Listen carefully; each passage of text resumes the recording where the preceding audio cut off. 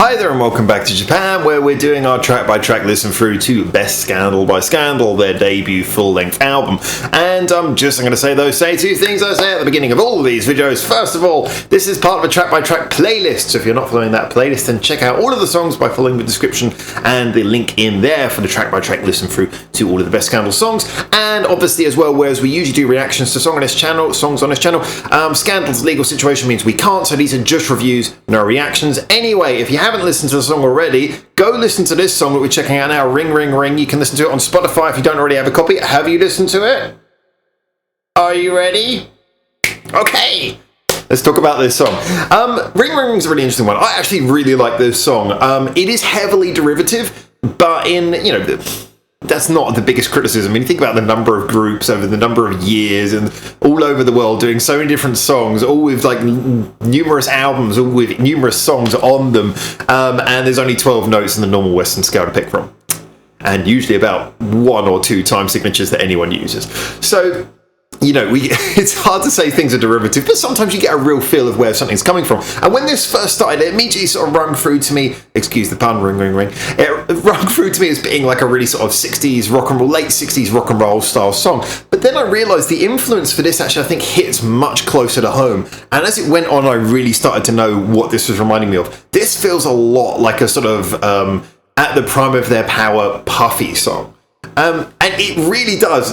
Some people might be surprised me making a comparison between Scandal and Puffy, some maybe not at all, but I do think there's a very relevant comparison to be made between this sort of this song and that style. And this would have come out just after Puffy had 2 of their biggest albums. They were really at the height of their powers at the time. I'm trying to remember which ones they were. They had Splurge and Honey Creeper, I think, both came out just before this. And, these are 2 albums that sold really well, were a really big deal, had, big singles off them.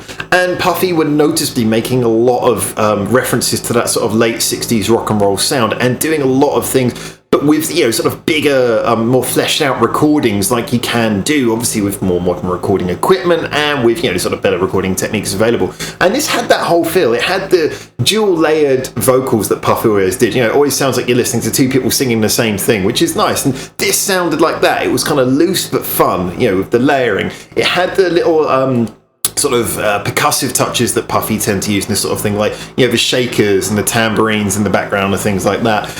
It had the slightly dive-bomby bass line that occasionally sort of picks up a low note just to give everything a little bit of rhythm and depth. There was a lot of little, if you like, hints and nods to Puffy's sound in this song, I felt. And that is not to be said in a negative way. I mean, there's a lot of positive things to be taken from what Puffy had done. I mean, they were the cultural ambassadors for Japan, actually. They had held a really high position for quite a long time.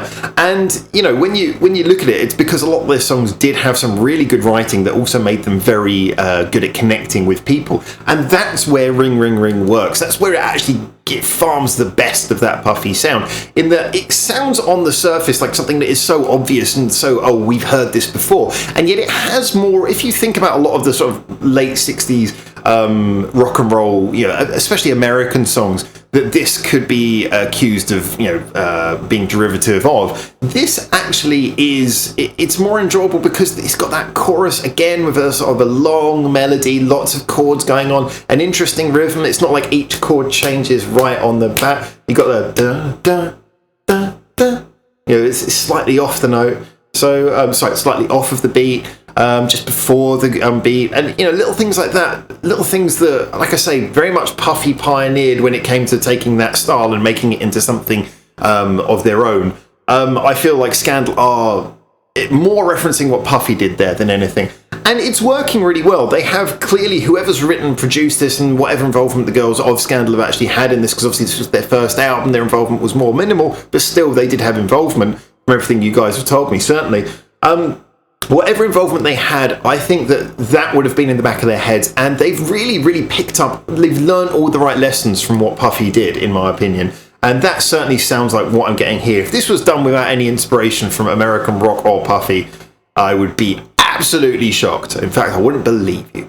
So, this to me is it's not the most quintessentially Scandal song. It doesn't sound like something we go, oh, that seems to be really what this album's about. This seems to be one of those songs that's a bit more of a side, an aside that takes you in a different direction, and that's brilliant. That's what makes a good album an album. You need those tracks that are not, they're not just another attempt at a single. They're an attempt to give more colour to the overall sound of things. And, sorry, I just had a coffee before I started talking, and now I'm talking quickly after having coffee, and it's like hiccups all the time. This happens to me regularly on this channel, but I never learned my lesson because coffee is amazing. So, where was I going with this? Yes, this is not the most quintessentially Scandal song, and yet to me it shows that they've got a real good talent for if they're going to do something a little bit outside the normal sound, or at least from what I can tell, as someone who's really sort of enjoying the Scandal thing from the floor upwards here, starting from the beginning. I think if you're going to do that, you need to do it with a love for what you're trying. And, don't just sort of do a throwaway attempt at something. Really try and get the most out of it. And as with Space Ranger, the track before this, which was quite different from what they had before, and, a lot of the tracks on this album are quite different, but Space Ranger and Ring Ring Ring definitely seem like they're trips in a slightly different direction from what Scandal seem to be doing as their core sound.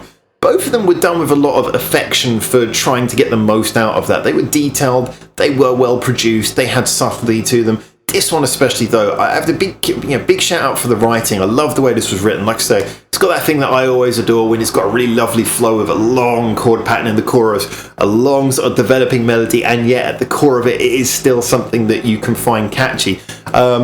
Those shorter choruses, shorter chorus patterns, they can be more catchy, easier, and yet they can also be more annoying. So something like this is very rewarding when you get it right. And I think they've just nailed the sound. Yeah, not original in any particular way, but again, they've nailed it. And originality, from what at least I can tell, the little tidbits I've heard of their most recent album that's going to be coming out in February of 2020, I get the feeling that originality probably came more for them later in their career, but great start. This is a fantastic album so far. Ring Ring Ring, brilliant song, really enjoy it. Can't wait to hear it again. And so next we're going to be moving on to Maboroshi Night. And if you want to join me for that, you can click through, or if you're following the playlist in the description below, then you'll be coming automatically over to that one with me. So anyway, for now, thank you so much for tuning in, and until I see you on the next video, whichever one it may be, ciao ciao. Thanks for watching. Feel free to check out more of our hundreds of videos we got online on this channel right now, or get involved in the discussion with us at the many social media links we've got in the description below, where you can suggest new videos and artists for us to check out on the channel. Or you can just do the usual YouTube stuff and comment, like, subscribe. You know how this works by now.